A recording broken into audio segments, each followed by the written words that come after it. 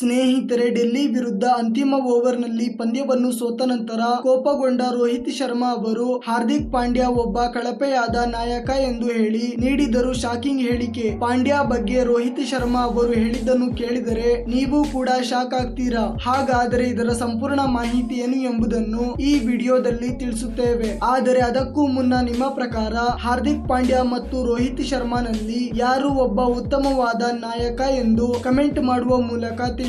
ಸ್ನೇಹಿತರೆ, ಡೆಲ್ಲಿ ಹಾಗೂ ಮುಂಬೈ ನಡುವೆ ನಡೆದ ಮತ್ತೊಂದು ರೋಚಕವಾದ ಪಂದ್ಯದಲ್ಲಿ ಟಾಸ್ ಗೆದ್ದ ಮುಂಬೈ ತಂಡ ಮೊದಲು ಬೌಲಿಂಗ್ ಮಾಡಲು ನಿರ್ಧರಿಸಿತು. ನಂತರ ಮೊದಲು ಬ್ಯಾಟಿಂಗ್ ಮಾಡಲು ಬಂದ ಡೆಲ್ಲಿ ತಂಡ 20 ಓವರ್ಗಳಲ್ಲಿ ತನ್ನ 4 ವಿಕೆಟ್ ಅನ್ನು ಕಳೆದುಕೊಂಡು 257 ರನ್ ಬಾರಿಸಿ ಒಂದು ಬೃಹತ್ ಟಾರ್ಗೆಟ್ ಅನ್ನು ನೀಡಿತು. ನಂತರ ಬ್ಯಾಟಿಂಗ್ ಮಾಡಲು ಬಂದ ಮುಂಬೈ ತಂಡ ಡೆಲ್ಲಿ ನೀಡಿದ ಗುರಿಯನ್ನು ಬೆನ್ನಟ್ಟಲು ಸಾಧ್ಯವಾಗದೆ ಪಂದ್ಯವನ್ನು 10 ರನ್ಗಳಿಂದ ಹೀನಾಯವಾಗಿ ಸೋತಿತು. ಹಾಗೂ ಡೆಲ್ಲಿ ವಿರುದ್ಧ ಪಂದ್ಯವನ್ನು ಸೋತ ನಂತರ ಮಾತನಾಡಿದ ರೋಹಿತ್ ಶರ್ಮಾ ಅವರು, ಮೊದಲು ಬಲಿಷ್ಠವಾದ ತಂಡಗಳ ವಿರುದ್ಧ ಗೆಲ್ಲುತ್ತಿದ್ದ ನಮ್ಮ ಮುಂಬೈ ತಂಡ ಇಂದು ಡೆಲ್ಲಿನಂತಹ ಒಂದು ದುರ್ಬಲ ತಂಡದ ವಿರುದ್ಧ ಪಂದ್ಯವನ್ನು ಸೋಲುತ್ತಿದೆ ಮತ್ತು ಸದ್ಯಕ್ಕೆ ನಮ್ಮ ಮುಂಬೈ ತಂಡದ ಪರಿಸ್ಥಿತಿಯನ್ನು ನೋಡುತ್ತಿದ್ದರೆ ನಮ್ಮ ತಂಡ ಮತ್ತೊಮ್ಮೆ ಕಂಬ್ಯಾಕ್ ಮಾಡುತ್ತದೆ ಎಂದು ಕೂಡ ಭರವಸೆ ಬರುತ್ತಿಲ್ಲ.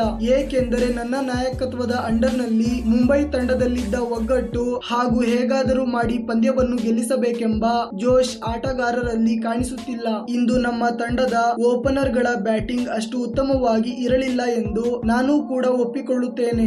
ಆದರೆ ಮಿಡಲ್ ಆರ್ಡರ್ ನಲ್ಲಿ ಬ್ಯಾಟಿಂಗ್ ಆಡುವ ನಾಯಕ ಹಾರ್ದಿಕ್ ಪಾಂಡ್ಯ ಅವರು ತಂಡದ ಪರಿಸ್ಥಿತಿಯನ್ನು ಅರ್ಥ ಮಾಡಿಕೊಂಡು ಕೊನೆಯವರೆಗೂ ನಿಂತು ಉತ್ತಮವಾದ ಬ್ಯಾಟಿಂಗ್ ಅನ್ನು ಆಡಬೇಕಿತ್ತು. ಆದರೆ ಪಾಂಡ್ಯ ಅವರು ಅದರಲ್ಲಿ ವಿಫಲರಾದರು. ಹಾಗೂ ಅಷ್ಟೇ ಅಲ್ಲದೆ ಇಂದು ಹಾರ್ದಿಕ್ ಪಾಂಡ್ಯ ಅವರ ಕಳಪೆಯಾದ ನಾಯಕತ್ವದ ಕಾರಣ ಡೆಲ್ಲಿನಂತಹ ಒಂದು ತಂಡ 257 ರನ್ಗಳ ಒಂದು ಬೃಹತ್ ಆದ ಸ್ಕೋರ್ ಅನ್ನು ಬಾರಿಸುವಲ್ಲಿ ಯಶಸ್ವಿ ಆಯಿತು. ಇಂದು ಪಂದ್ಯದ ವೇಳೆ ಪಾಂಡ್ಯ ತೆಗೆದುಕೊಳ್ಳುತ್ತಿದ್ದ ತಪ್ಪು ನಿರ್ಧಾರಗಳನ್ನು ನಿಲ್ಲಿಸಿ ನಾನು ಪಾಂಡ್ಯಗೆ ಅರ್ಥ ಮಾಡಿಸುತ್ತಾ ಎಷ್ಟೇ ಸಹಾಯ ಮಾಡಲು ಪ್ರಯತ್ನಿಸಿದರೂ ಕೂಡ ಉಲ್ಟಾ ನನ್ನ ಮೇಲೆ ಕೋಪಗೊಂಡ ಪಾಂಡ್ಯ ಅವರು ನನ್ನೊಂದಿಗೆ ವಾದ ಮಾಡಲು ಆರಂಭಿಸಿದರು. ಪಾಂಡ್ಯ ಅವರ ಈ ರೀತಿಯ ವರ್ತನೆ ಹಾಗೂ ತಪ್ಪಿನ ಕಾರಣ ಪಂದ್ಯವನ್ನು ಗೆಲ್ಲಬೇಕಿದ್ದ ಮುಂಬೈ ತಂಡ ಡೆಲ್ಲಿನಂತಹ ತಂಡದ ವಿರುದ್ಧ ಪಂದ್ಯವನ್ನು ಹೀನಾಯವಾಗಿ ಸೋತಿತು. ನನ್ನ ಪ್ರಕಾರ ಇಂದು ಮುಂಬೈ ತಂಡ ಪಂದ್ಯವನ್ನು ಸೋಲಲು ಮುಖ್ಯವಾದ ಕಾರಣ ಪಾಂಡ್ಯ ಅವರು ಎಂದು ಹೇಳಿದರು. ಸ್ನೇಹಿತರೆ, ರೋಹಿತ್ ಶರ್ಮಾ ಅವರು ಹೇಳಿದ ಹಾಗೆ ಮುಂಬೈ ತಂಡ ಪಂದ್ಯವನ್ನು ಸೋಲಲು